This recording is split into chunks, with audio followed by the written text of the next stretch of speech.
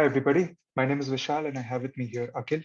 Today we'll be discussing about our data center scale project, Scalable Contextual Image Indexing and Search. So in our presentation, we'll deal with the following components: our thought process for the project, the various systems involved, system components involved in the application, the architecture diagram, the orchestration, a quick demo of the application, the various debugging and testing that we have done, our major takeaways, and the future scope of the application. So to start off with, upon a little digging, we found out that there are about 2.5 quintillion bytes of data generated by human every day, and much of it include images. So we thought, what if we could build a service where users will be able to upload images and the system will be able to understand the contextual components in the various images, and also the user will be able to query for the stored images based on contextual keywords. Project goals can be mainly divided into three topics: scalable contextual image feature extraction, safe search tagging, along with the feature extraction, and scalable search.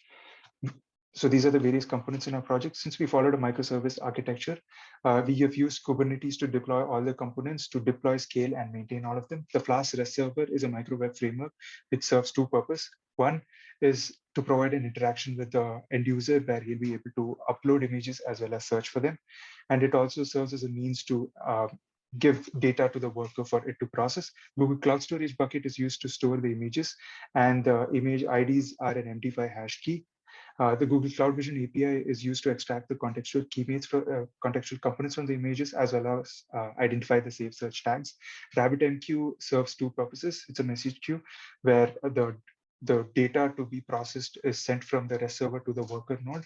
And the other operation of it is to pipe debug and event log messages from the worker node and the REST server into the log server. Cloud SQL and Redis are used for storage. Cloud SQL is used to store data in a relational format, and Redis is used as a cache to store and retrieve recently inserted images. Now let's look at the architecture diagram and the process flow. So if a user will request for the base URL, and the request goes through the network load balancer, and the REST server returns back the front end, the landing page. The user then logs in, then uploads the particular image. The image goes back to the REST server.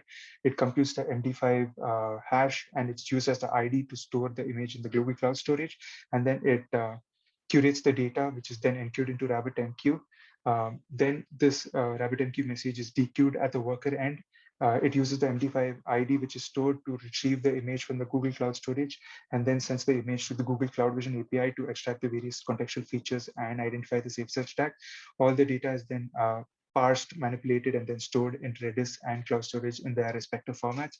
Whilst all this is happening, the REST server and the worker nodes add their respective event and debug message logs into the ROC server. And as mentioned, this is scalable applications. So we've implemented horizontal scaling on GKE, where increases the number of pods based on CPU utilization. So on to you, Akhil. Let's look at a quick demo. Hi, I'm Akhil, and I'm going to start with the demo. Before starting with the demo, these are all the components we have up and running on Google Kubernetes Engine. So I'll just sign up.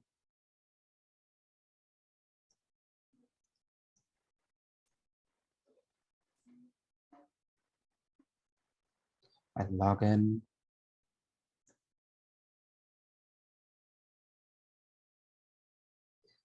Before uploading images, I can show Google Cloud Storage buckets. We can see it's empty.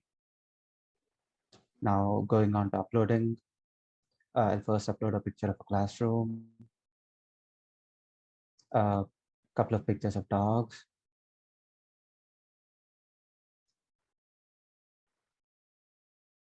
and a picture of a rabbit. We can verify in the cloud storage buckets that images are indeed there in the form of MD5 keys, and in a similar way, they're properly structured and stored in Redis and Cloud SQL. Now moving on to the search functionality, let's search crowd. We can see the picture here, and we were able to contextualize that there's a crowd in this picture. And the images are being accessed through a public URL. So these are the cloud storage bucket images. All right, and it's up top. Here, there are a couple of results because they're sorted in order of their relevance. First one is more relevant. And we can see the safe search here. If there's any violence, any medical content, any spoof content, we get to see the safe search. Talking about debugging, we used event and debug message logging through a dedicated logging server. Uh, we use RabbitMQ to enqueue messages from the REST and the worker parts to the logging server, and uh, yeah, it helped us debug quite a few issues regarding setting up SQL connections and things like that. And we also use Kubernetes cluster logs to get the logs of individual pods, and this helped us in debugging any individual errors in pods. Moving on to testing, for unit testing, we have we have automated test scripts up and running for SQL, wherein we set up the DB and we did insert and retrieve. And for Redis, we are using Redis CLI. And for the rest, we are manually testing all the components. For integration testing, making sure all the components are communicating with each other. RabbitMQ is able to enqueue messages, and the data is properly getting stored in Redis and MySQL. After we made any changes, we did basic sanity system checks and regression tests to ensure nothing is broken. About learnings, we realized that individual component deployment and maintenance is much easier using Kubernetes with container-based Docker applications. It enabled us to quickly isolate faults, uh, any code breaking bugs that happen in individual components. The smaller code bases for each component also made it easier for us to refactor our code and extend upon the code base as needed. Now, for limitations and future scope, we can add multi-keyword based selection. Right now, it's single keyword based selection, but we can extend it, and we can also use word-to-word to retrieve semantically similar words to improve our search results. Uh, we can also improve the security for image access. Right now, we are using public URLs for accessing the cloud for the images stored in the cloud bucket, and we can make a REST call from the REST server to get all the images back.